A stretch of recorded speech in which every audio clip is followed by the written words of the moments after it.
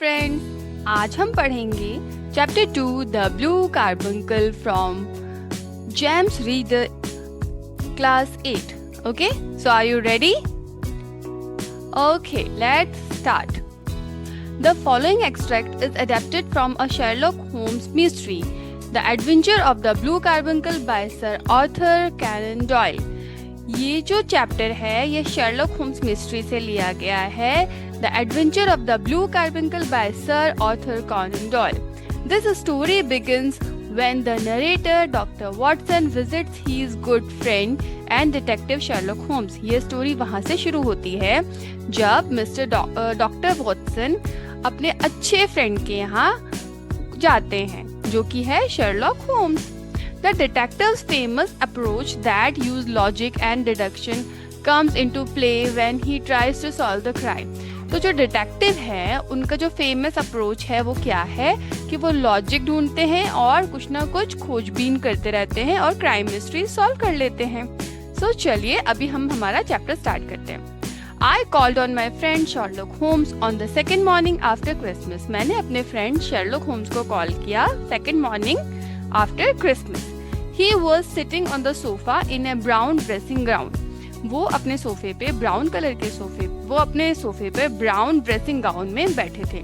Holding ए pipe, उन्होंने एक pipe hold किया हुआ था. With a pile of crumble morning paper eight hand, और उनके हाथ में पाइल ऑफ क्रम्बल पेपर.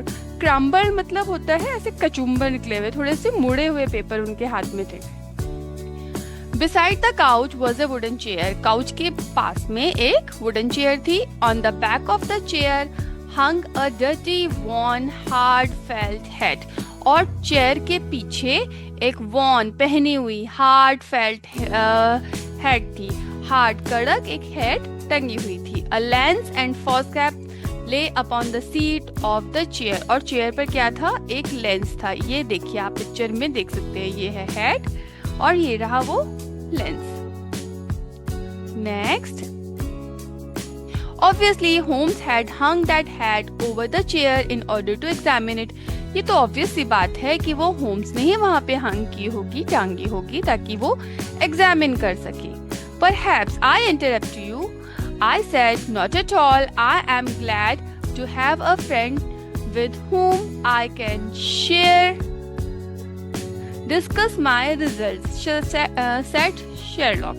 तो उनके फ्रेंड ने बोला कि मुझे लगता है कि मैं आपको डिस्टर्ब कर रहा हूँ. तो शेरलॉक होम्स बोले, जो कि एक डिटेक्टिव थे, कि नहीं, बिल्कुल नहीं, आप मुझे बिल्कुल भी डिस्टर्ब नहीं कर रहे हैं, बल्कि मैं तो ग्लैड हूँ कि मेरे पास ऐसा कोई फ्रेंड है जिससे मैं अपनी मिस्ट्री डिस्कस कर सकता हूँ. The matter is an ordinary one. बहुत नॉर्मल सा ऑर्डिनरी सा मैटर था. He continued, but there are some points of interest in it. लेकिन इसमें कुछ इंटरेस्टिंग पॉइंट्स भी हैं. I seated myself in his armchair and warmed my hands before the crackling fire. तो उनके फ्रेंड आर्मचेयर पर बैठे और अपने हाथ वहाँ पर जलती हुई फायर में सेकने लगे. Although it looks very ordinary, a deadly story or crime must be linked to it. I guess. तो वो बोलते हैं कि भले ये ऑर्डिनरी लग रही है, बट मुझे ऐसा लग रहा है कि इसमें एक डेडली स्टोरी, एक क्राइम की बहुत डेडली स्टोरी इससे लिंक है, ऐसा उन्हें लगता है, वो गेस कर रहे हैं. No crime, love Sherlock. Sherlock बोले कि नहीं, कोई क्राइम नहीं है. हम let me tell you how the hat came here. चलो मैं तुम्हें बताता हूँ कि ये हैट यहाँ पर कैसे आई. It was 4 o'clock on Christmas. ये क्रिसमस के वाले दिन के 4 o'clock की बात है, मॉर्निंग की. And Peterson the commissioner was walking home. और पीटरसन जो कि एक कमिश्नर है. Commissioner, what is commissioner? Commissioner a uniform door attendant. Okay, एक डोर अटेंडेंट जो यूनिफॉर्म्ड है. A tallish man carrying a fat goose was walking ahead of him on the road. Commissioner के सामने एक टॉलिश मैन, एक लंबा सा आदमी जिसके हाथ में एक फैट गूस थी, वो वहां से चला जा रहा था. As he reached the end of the street, जैसे ही वो स्ट्रीट के एंड में पहुंचा, a little note of rough man attacked the man with the goose. और rough man मतलब आप क्या समझ सकते हैं कि गुंडे टाइप के, बहुत उचक्के, चोर उचक्के बदमाश जो लोगों को डराते धमकाते हैं. तो क्या हुआ कि जैसे ही वो एंड ऑफ स्ट्रीट पहुंचा, वहां पर रफ मैन्स आए और उन्होंने उस पर अटैक किया। और देखते हैं आगे क्या हुआ।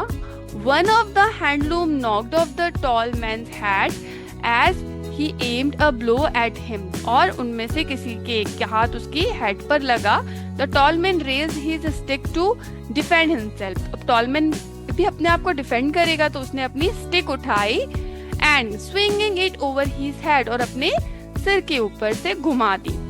Smash the shop window behind him. इससे क्या हुआ, उस स्टिक से उसके पीछे की शॉप विंडो का जो कांच होगा वो स्मैश हो गया, चूर चूर हो गया। Peterson rushed forward to protect the victim, but the man frightened by Peterson's uniform. तो अब पीटरसन वहां पर, जो कि कमिश्नर थे, वो वहां पर विक्टिम को, यानी जो जिस पर हमला हुआ था टॉल मैन, उसको बचाने पहुंचे। लेकिन हुआ क्या कि वो टॉल मैन तो पीटरसन की यूनिफॉर्म देखकर बहुत डर गया। Took to his heels, और वो अपने जूते लेकर वहां से भाग गया। The roughs also ran away as Peterson approached. जब वहां से पीटरसन भाग गया तो रफ्स यानी जो चोर उचक्के जो गुंडे थे वो भी वहां से भाग गए। So Peterson was left with the fat goose and the battered hat that the tall man left behind. अब क्या हुआ, पीटरसन के पास क्या बचा? एक तो उसके पास बची वो टॉल मैन की हैट और वो एक fat goose. Okay, Peterson wanted to give the goose back to the owner but faced quite a problem. अब पीटरसन वो गूज उस ओनर को वापस देना चाहते थे, लेकिन उनको थोड़ी सी प्रॉब्लम हुई। क्या प्रॉब्लम हुई? Mrs. Henry Baker was printed on a small card that was tied to the goose left leg. अब उस गूस के लेफ्ट लेग में हेनरी बेकर प्रिंटेड था, एक कार्ड था, उसके ऊपर मिसेस हेनरी बेकर लिखा था, वो उसके गूस के लेफ्ट लेग पर बंधा हुआ था। Also, the hat does have the initials HB, और जो हैट थी उसके अंदर भी HB लिखा हुआ था। That have been inscribed on its lining. Lining मतलब अंदर, जो हैट के अंदर जो एक और कपड़ा होता है, अस्तर जिसको बोल सकते हैं, उसके अंदर HB लिखा हुआ था। However, there are thousands of bakers in the city and many hundreds of those are Henry Baker. लेकिन उस सिटी में तो thousands, हजारों हेनरी बेकर्स थे। ओके, और hundreds of there are, वहाँ पे बेकर्स की हजारों शॉप थी। There are thousands of bakers in this city and many hundreds of those are Henry Baker. उनमें से 100 से भी ज्यादा हेनरी बेकर थे। अब वो कौन सा हेनरी बेकर होगा जो हैट पर लिखा था? Peterson brought both hat and goose round to me on Christmas morning as he knows such problems interest me. अब पीटरसन ने क्या किया, वो अपने साथ में उस गूस को और उस हैट को दोनों को लेकर आ गया। The goose we kept until this morning. तो शर्लॉक होम्स बोल रहा है क्योंकि मुझे इन चीजों में इंटरेस्ट थी। पीटरसन को ये पता था कि he knows such problems interest me. उसको मजा आता था क्योंकि वो एक डिटेक्टिव था। तो जो शर्लॉक होम्स था उसने आगे बोला कि हमने उस गूस को मॉर्निंग तक तो अपने पास रखा, but when it seem to be going bad, लेकिन चूंकि वो गूस थी ना, तो अगर जब वो सड़ने लगी तो Peterson will have it cook today, तो पीटरसन ने आज उसको कुक कर दिया। I thought that I would keep the hat with me, और मैंने सोचा कि मैं इस हैट को अपने पास रख लूं। Did you advertise in the paper so that the owner can claim the hat? तो वो बोलता है, उसका फ्रेंड शर्लॉक होम्स का डॉक्टर, वो बोलते हैं कि आपने क्या न्यूज़पेपर में उसको क्लेम करने के लिए एडवर्टाइजमेंट दिया कि हैट किसकी है, उनको वापस करने के लिए आपने एडवर्टाइजमेंट दिया? तो वो बोलता है नो। तो then how will you know who the owner is? तो वो बोलता है, उनके फ्रेंड शर्लॉक होम्स के फ्रेंड्स बोलते हैं कि तो फिर तुम्हें कैसे पता चलेगा कि इसके ओनर कौन है? We know what we can deduce from this hat. तो शर्लॉक होम्स बोलते हैं हमें पता है कि हम इस हैट से क्या पता लगा सकते हैं। But you are joking. तो वो उसका फ्रेंड को बहुत आश्चर्य हुआ कि इस हैट से क्या पता लगेगा। तो वो बोलते हैं but you are joking, I don't see what you can deduce from this battered head, कि आप इस मुड़ी और पुरानी सी हेड से आप क्या पता लगा सकते हो।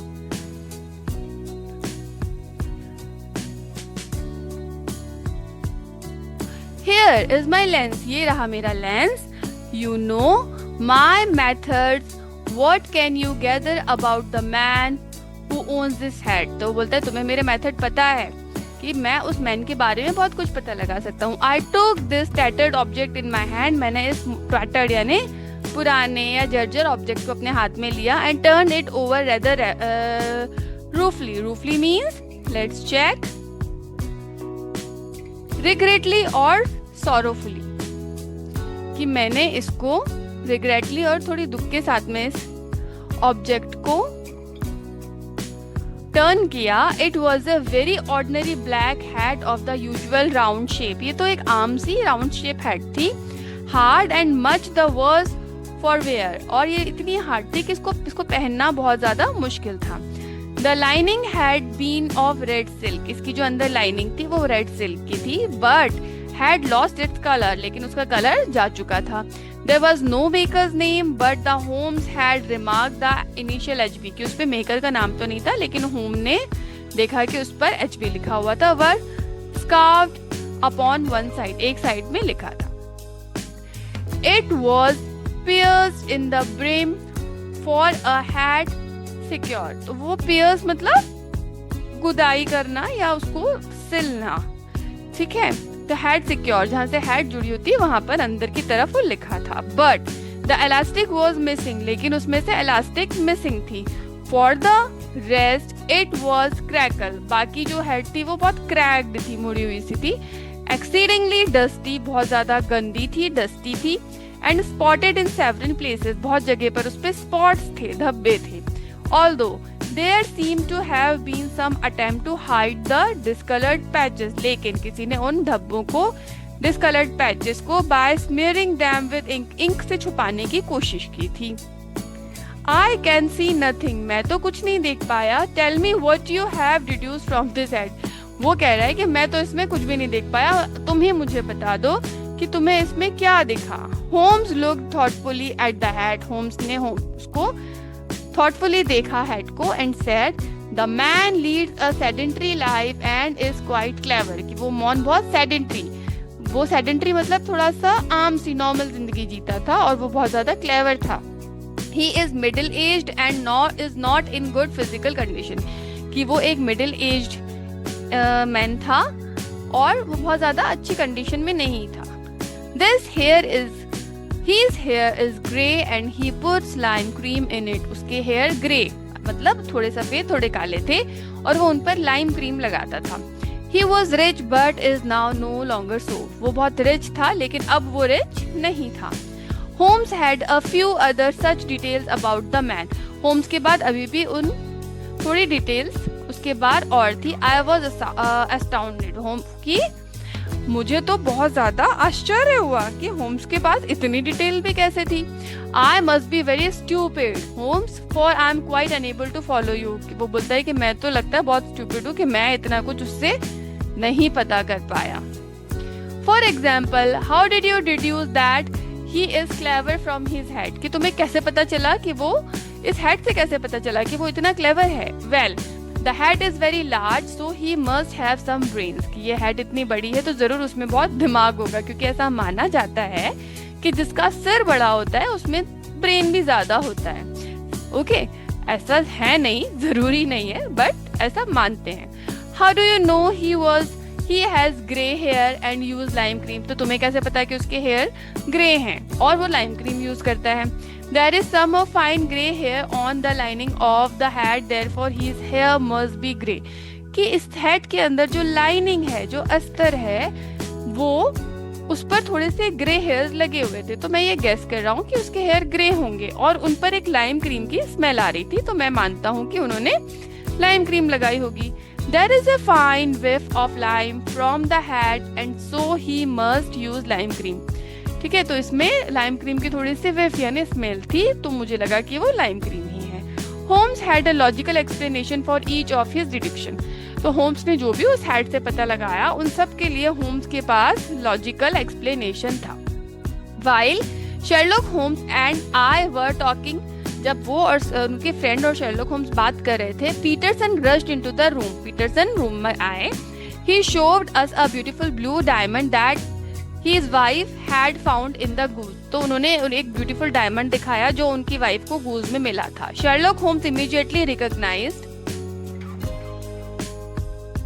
it as the beautiful gem that had recently been in the news. और Sherlock Holmes फटाफट से उसको पहचान गए कि ये वही ब्यूटीफुल जेम है जो अभी रिसेंटली न्यूज में था.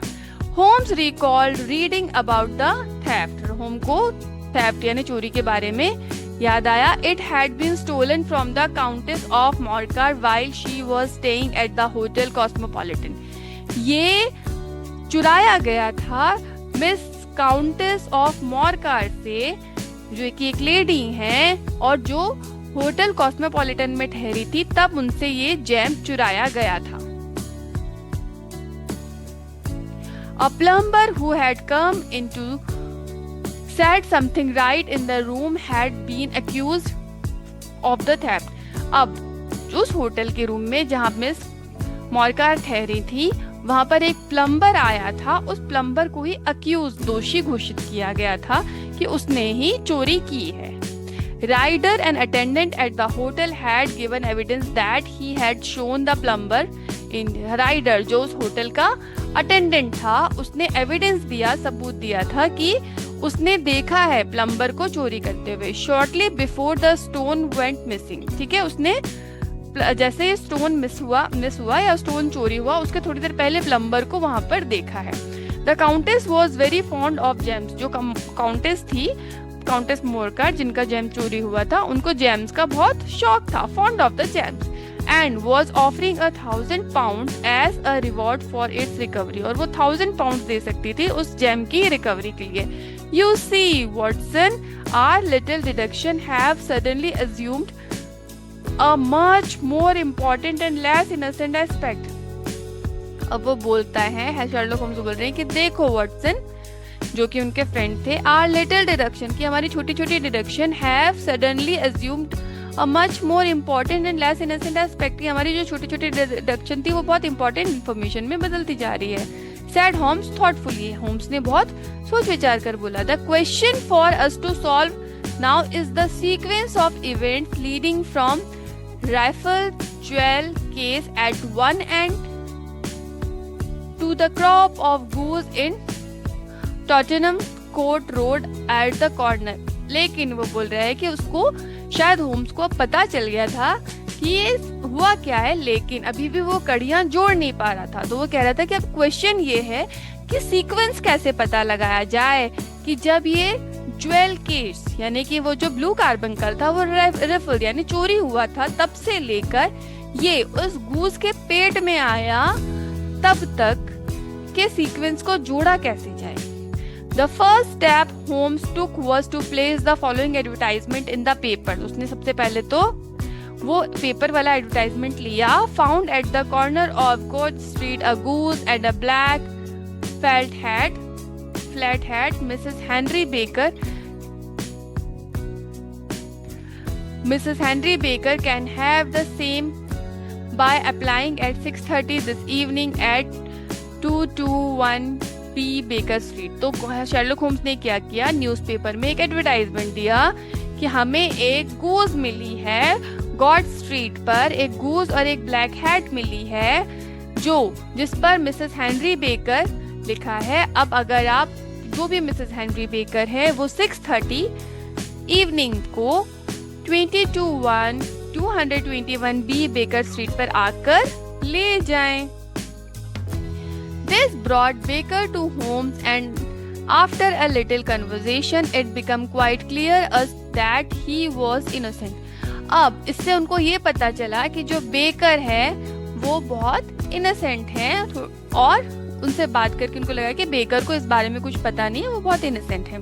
So Holmes gave him a fine goose to replace the one he lost and sent him off very happy and contented.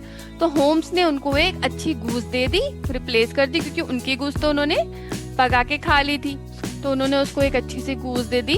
Because one he lost, क्योंकि उन्होंने खो दी थी, and sent him off very happy, और उन्होंने उसे contented मतलब संतुष्ट करके विदा किया. The next step was to trace the seller of the goose. अब उनको गूस सेलर के पास को ट्रेस किया. Some questioning of Mrs Baker led us to the seller.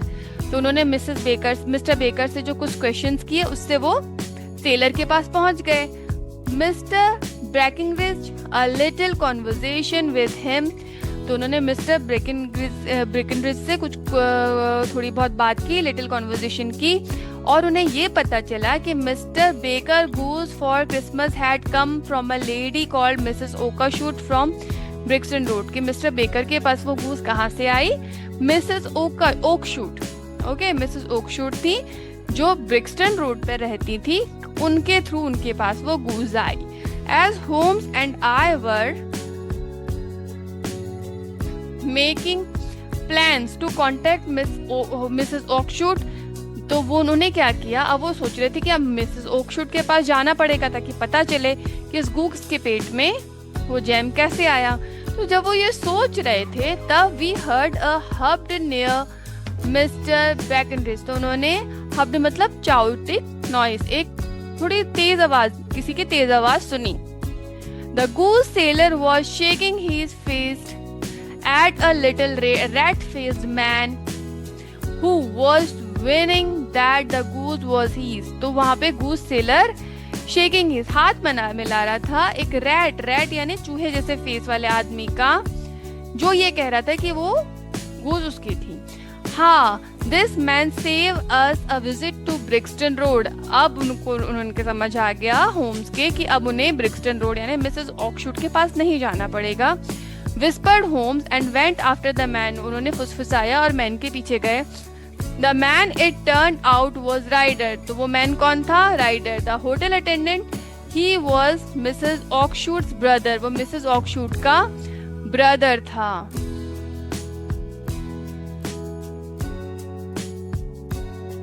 She bred geese for the table for her living and had promised Ryder a fine goose for Christmas.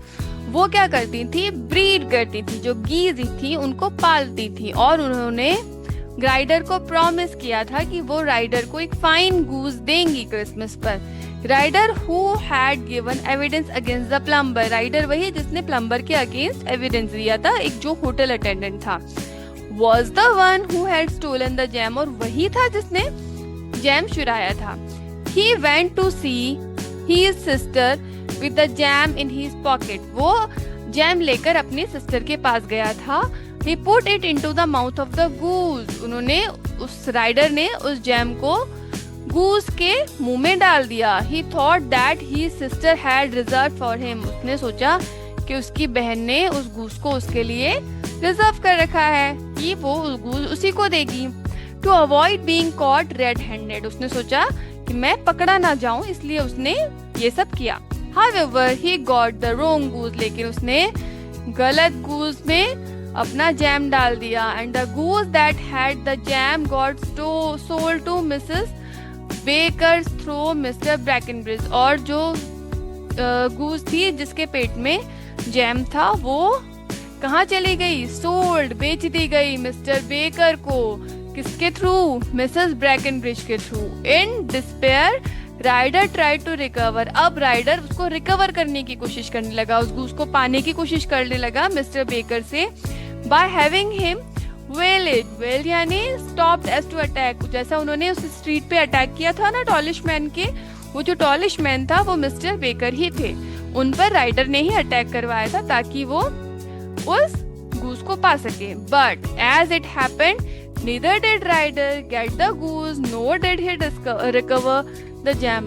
तो ना तो rider को goose ही मिली, ना ही rider को वो jam मिला. Because Mr. Peterson came by and frightened the roughs away the brought the goose to Holmes. क्योंकि जो मिस्टर पीटरसन थे उन्होंने डरा दिया था रफ्स को और उस गूस को वो होम्स तक ले गए. तो इस तरह से छोटी छोटी कड़ियां जुड़कर ये मिस्ट्री सॉल्व हो गई. Adapted by Uma Raman. So कैसी लगी आपको द ब्लू काव अंकल, अच्छे से समझ आई? अगर आपको कोई भी क्वेश्चन है तो आप मुझे कमेंट कर सकते हैं. Thank you, bye bye, see you.